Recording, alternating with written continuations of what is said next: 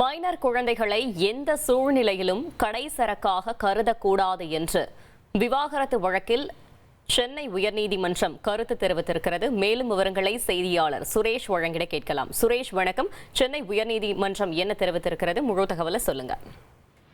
வணக்கம். கருத்து வேறுபாடு காரணமாக மனைவியிடம் இருந்து விவாகரத்து கேட்டு கணவர் தரப்புல குடும்ப நல நீதிமன்றத்துல விவாகரத்து கேட்டு மனு தாக்கல் செய்யப்பட்டது. அந்த வழக்கு நிலுவையில் இருக்கக்கூடிய சூழல்ல 11 வயதான இரட்டை ஆண் குழந்தைகளை தங்களிடம் ஒப்படைக்க வேண்டும் என்ற கோரிக்கையுடன் கணவனும் மனைவியும் உயர்நீதிமன்றத்தில் தனித்தனியாக வழக்குகள் தாக்கல் செய்திருந்தார்கள். இந்த வழக்குகளை விசாரித்த தனி நீதிபதி குழந்தைகளிடம் விசாரணை நடத்திவிட்டு திங்கள் முதல் வெள்ளி வரைக்கும் தாயிடமும் குழந்தைகள் 2 குழந்தைகளும் தாயிடமும் சனி ஞாயிற்றுக்கிழமைகளில் தந்தையிடமும் இருக்க வேண்டும் என்று உத்தரவு பிறப்பித்திருந்தார்.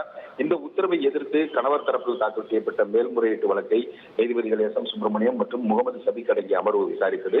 இந்த விசாரணையின் போது 2 குழந்தைகளையும் நேரில் வர வைத்து அவர்களிடம் நீதிபதிகள் விசாரணை நடத்தினார்கள். தொடர்ந்து நீதிபதிகள் தங்கள் உத்தரவுல குழந்தைகள் இருவரும் தந்தை மற்றும் அவருடைய குடும்பத்தினர் உணர்வு ரீதியாக துன்புறுத்தியதாக குற்றம் சாட்டியிருந்தார்கள். அது மட்டுமல்லாமல் தாயிடமே இருக்க விரும்புவதாகவும் அவர்கள் தெரிவித்திருந்தார்கள். இதை பதிவு செய்து கொண்ட நீதிபதிகள் 2 குழந்தைகளிடம் தாயிடம் ஒப்படைக்க வேண்டும் என்று உத்தரவிட்டார். மேலும் இந்த 2 குழந்தைகளுடைய கல்வி உள்ளிட்ட அனைத்து செலவுகளையும் தந்தை ஏற்க வேண்டும் என்றும் நீதிபதிகள் உத்தரவிட்டிருக்கிறார்கள். மேலும் அந்த உத்தரவுல மைனர் குழந்தைகளை பெற்றோரோ அல்லது நீதிமன்றங்களோ எந்த சூழ்நிலையிலும் கடைசரக்காக கருதக்கூடாது என்றும் குழந்தைகளை யாரிடம் ஒப்படைப்பது என்பது தொடர்பான வழக்கு வரும்போது அவர்களின் உணர்வு, மனநலம், எதிர்காலம் ஆகியவற்றை கருத்தில் கொண்டு முடிவெடுக்க வேண்டும் என்றும் நீதிபதிகள் தெரிவித்திருக்கிறார்கள்.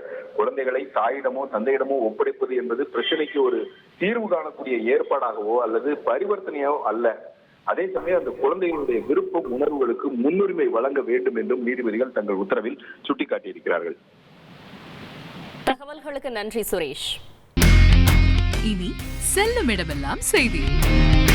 தந்தை டிவியின் வாட்ஸ்அப் சேனலை ஃபாலோ பண்ணினா செல்லருக்கும் இடமெல்லாம் செய்தி.